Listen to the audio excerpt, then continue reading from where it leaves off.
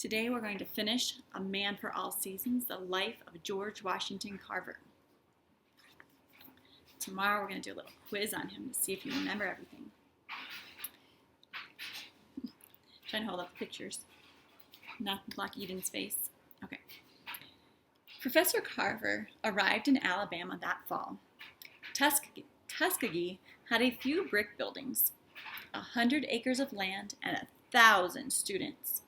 No fine laboratories or greenhouses dotted the landscape as they did at Iowa Agricultural College. As for the agricultural department, it was mostly just a plan on paper. George loved to teach as much as he loved to learn, and he tried to share these passions with his students. He showed them how things in nature depended on one another. Flowers, for example, needed bees to spread their pollen. The bees, in turn, needed the pollen to make honey. George also encouraged his students to be creative. When he discovered that the Institute lacked money for classroom equipment, he led his students to the town dump. There they collected rusty pans, dusty bottles, and other reusable trash. Back at school, Carver cut down the bottles into beakers and flasks. He reshaped the scraps of tin into strainers and spatulas. He patiently untangled knots of string and rolled them up neatly for future use. When he was done, he had the making of a simple laboratory.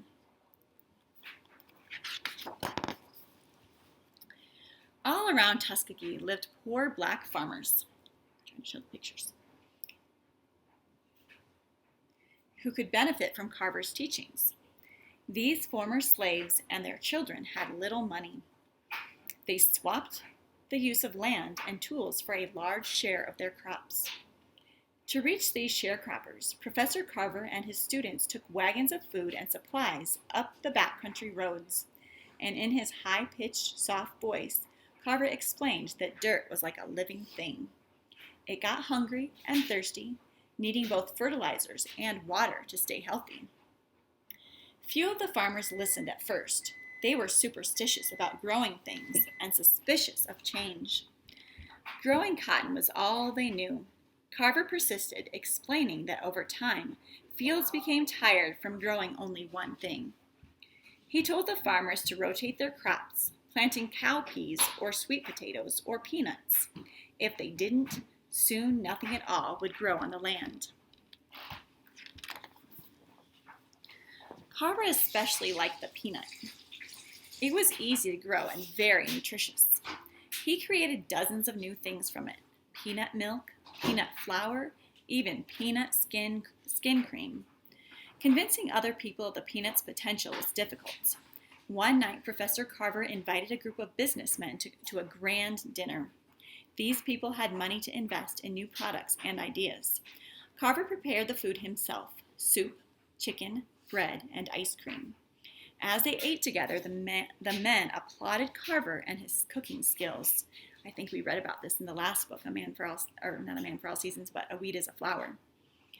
Carver smiled, and then he revealed the truth. Every dish in the whole meal contained peanuts.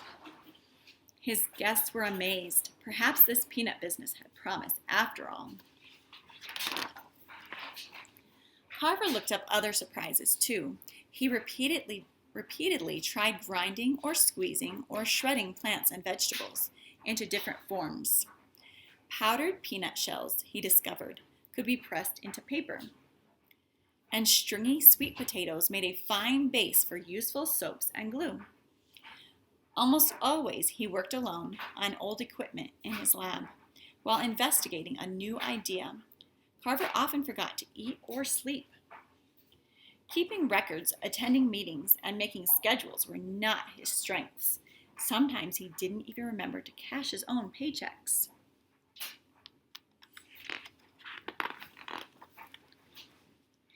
As the years passed, Carver's fame grew.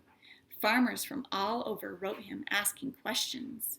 Many people would gladly have paid him for his help, but he refused to consider it. "If I know the answer," he wrote, "you can have it for the price of a postage stamp. The Lord charges me nothing for knowledge, and I will charge you the same." He also traveled widely, giving speeches about his research. Even fame, though, did not free Carver from prejudice and embarrassment. In some public dining rooms, he was not permitted to eat at dinner where he was the main speaker.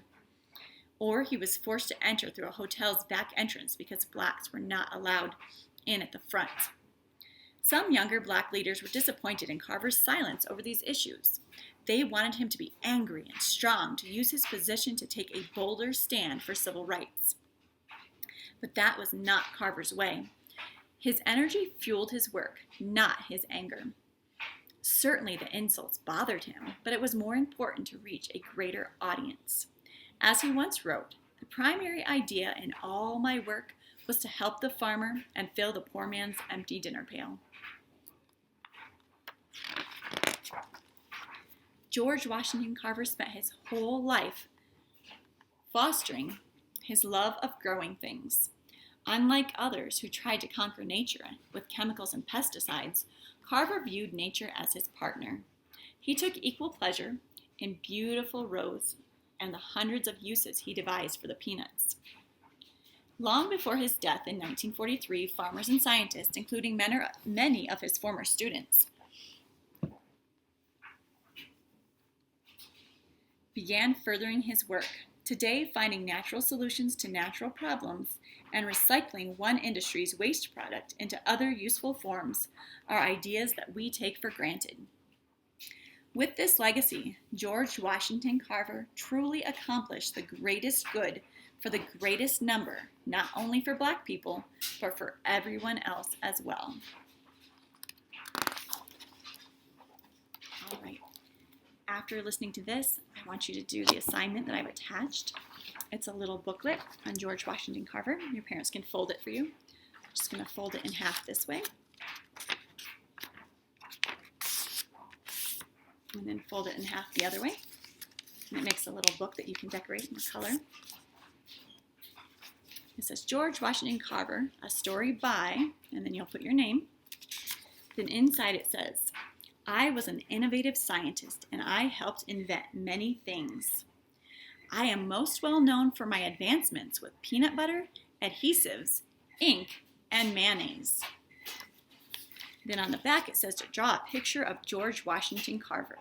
If you can't remember what he looks like from the book, your parents can look up a picture of him so you can look at it and draw a picture. All right.